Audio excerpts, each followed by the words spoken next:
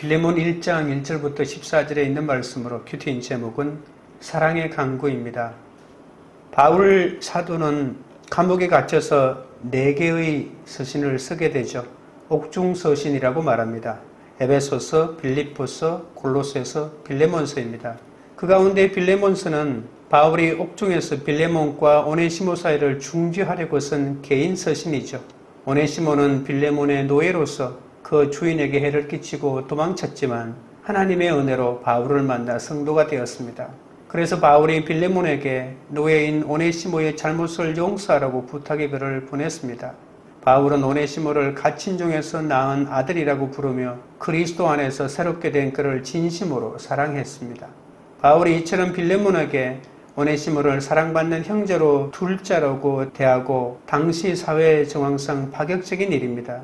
노예를 자신의 가족처럼 여기고 사랑하는 것은 있을 수 없는 일이었죠.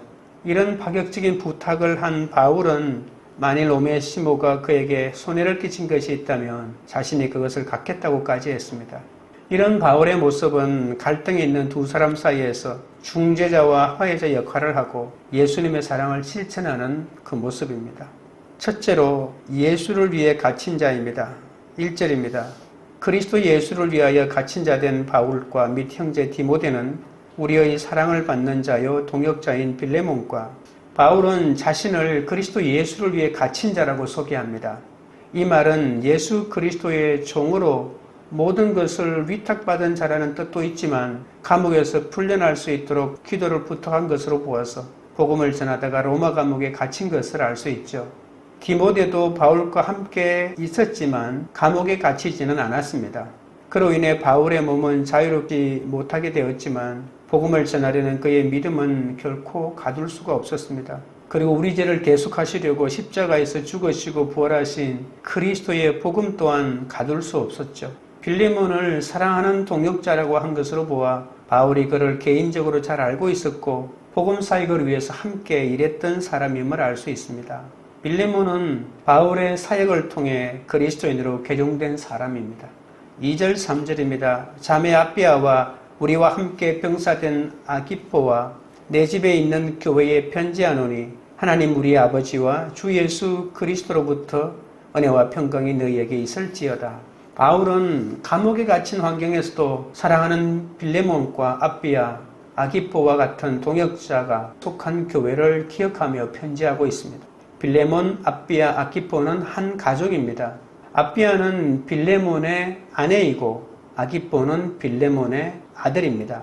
이들을 모두 골로새 교회의 일꾼들이죠. 내 집에 있는 교회는 골로새 교회를 말합니다.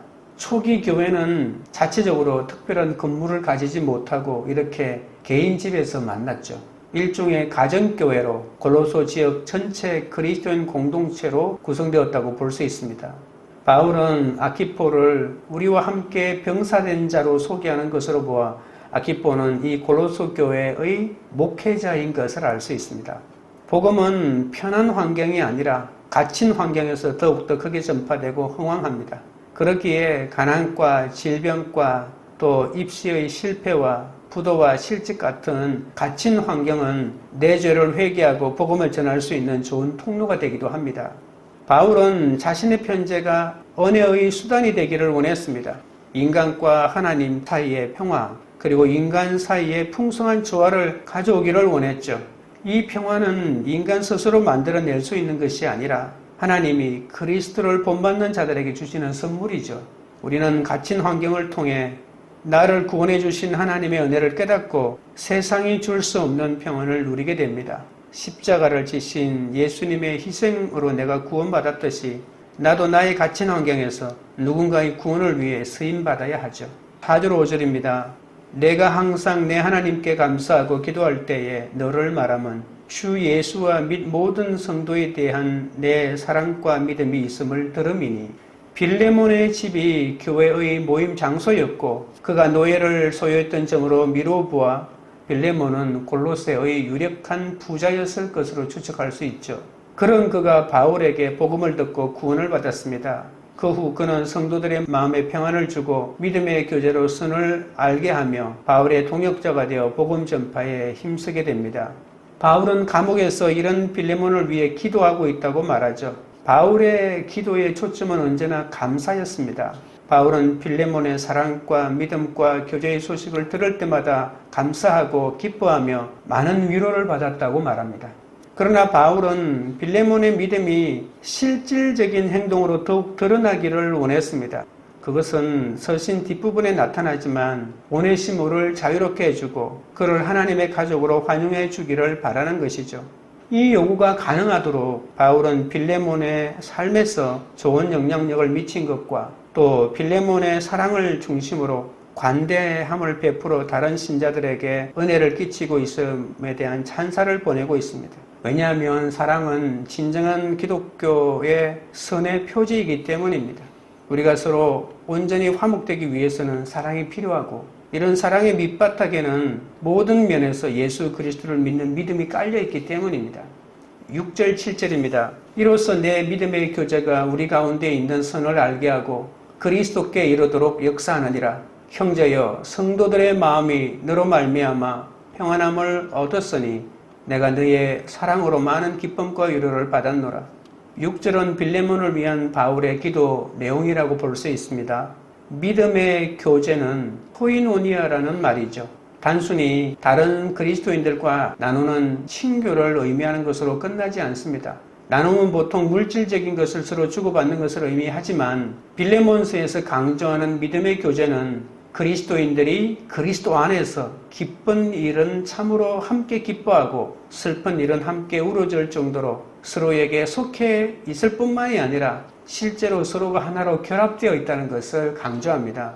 그리스도인은 서로에게 속해 있기 때문에 서로에게 베풀어야 할 존재죠. 자신의 믿음을 적극적으로 나누어야 한다는 말입니다. 코이노니아라고 하는 말은 비즈니스가 아니라 서로의 일에 내 믿음에 합당하게 참여하는 것이라고 볼 수 있습니다. 이렇게 서로의 기쁨과 슬픔에 참여할 때 주님의 강력한 역사가 일어납니다.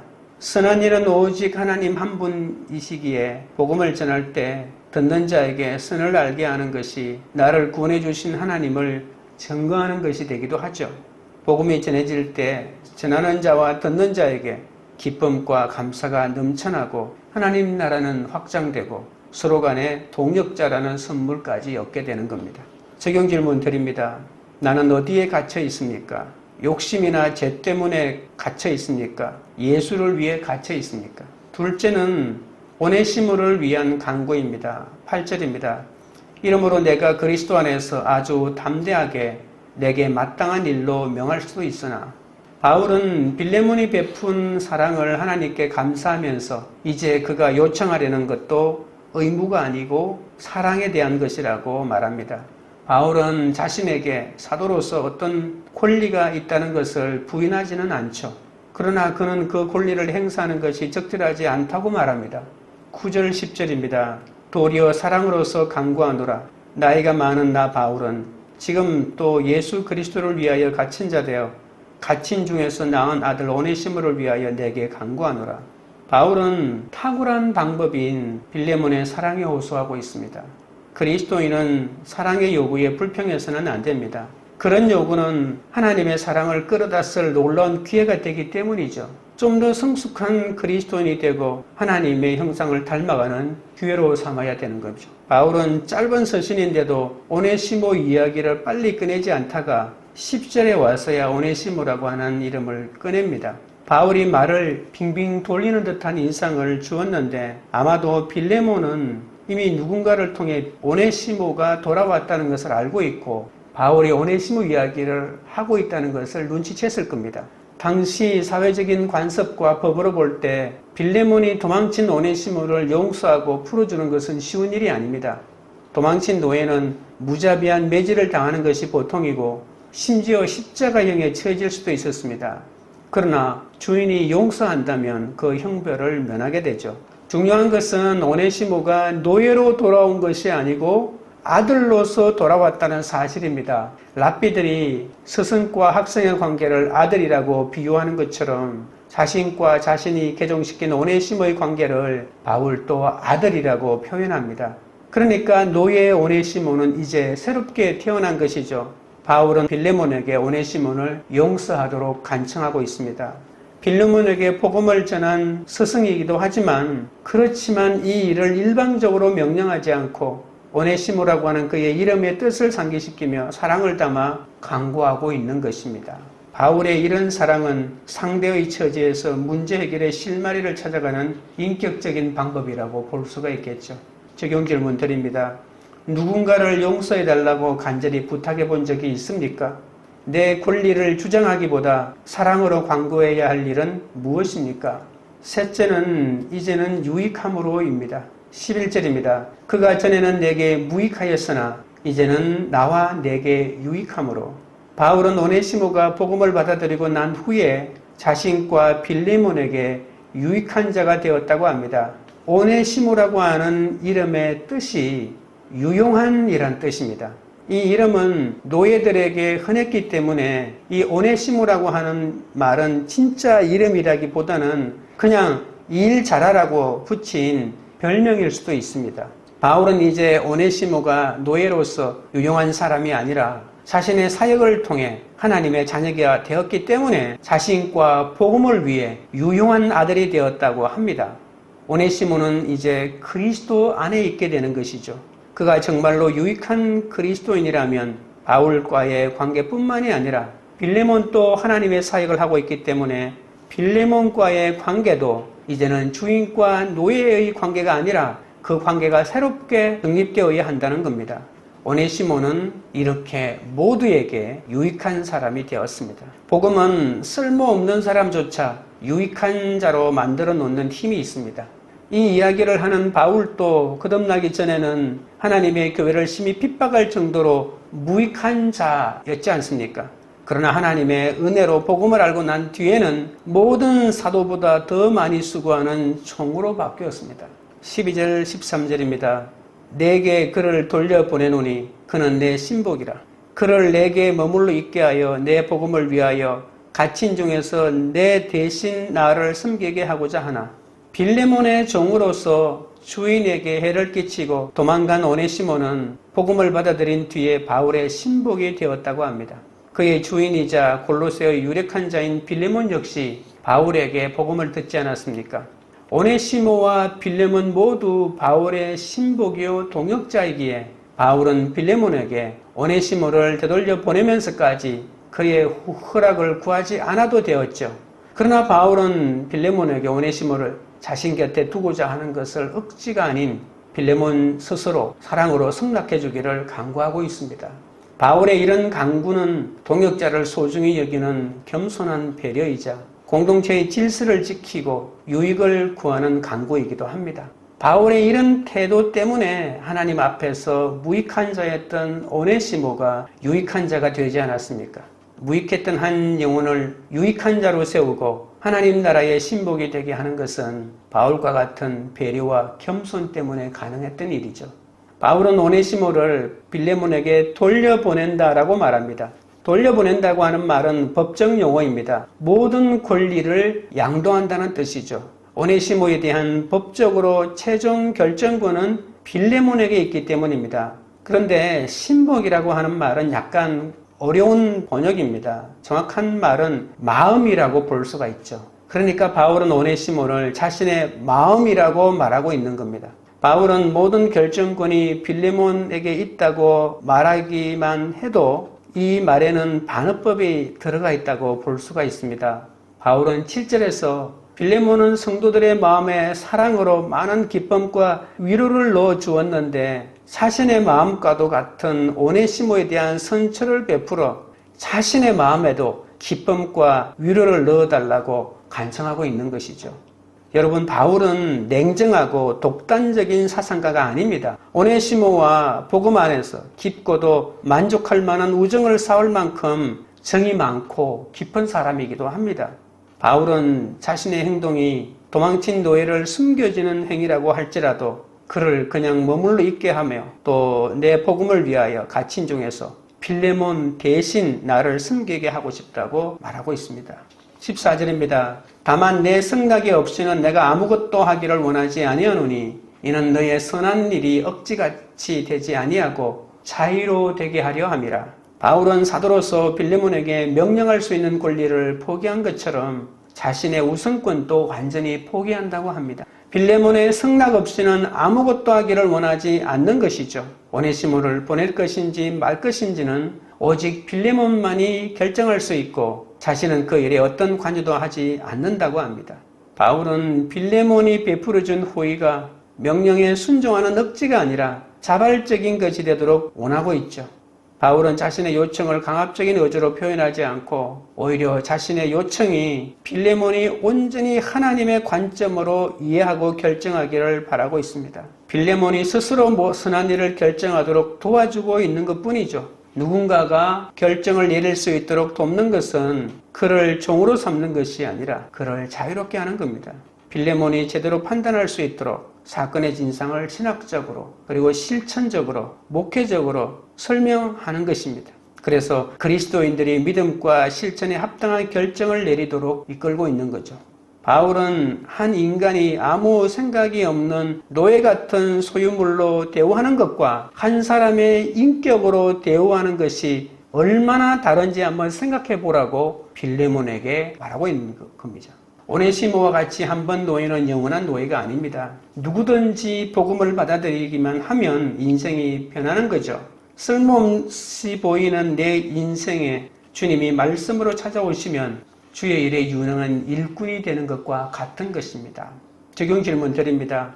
하나님의 말씀으로 이제는 내가 유익한 사람으로 변하게 되었다고 고백할 수 있는 간증이 있습니까? 기도드리겠습니다. 하나님 아버지, 하나님은 선한 분이시기에 복음을 전할 때 듣는 자에게 선을 알게 하는 것이 나를 구원해 주신 하나님을 전가하는 것이라 하셨습니다.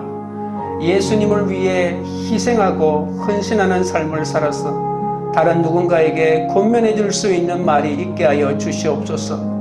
복음을 듣는 자들과 함께 기쁨과 위로를 나눌 수 있도록 인도하여 주옵소서. 바울은 빌레몬에게 복음을 전한 스승이지만 이 일을 일방적으로 명령하지 않고 오네시모의 이름의 뜻을 상기시키며 사랑을 담아 강구하였습니다.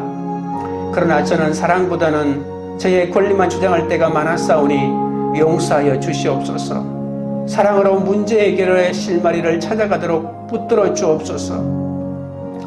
하나님 아버지, 우리도 오네시모처럼 공동체와 지체에게 해를 끼치며 하나님을 떠났던 죄인이었습니다.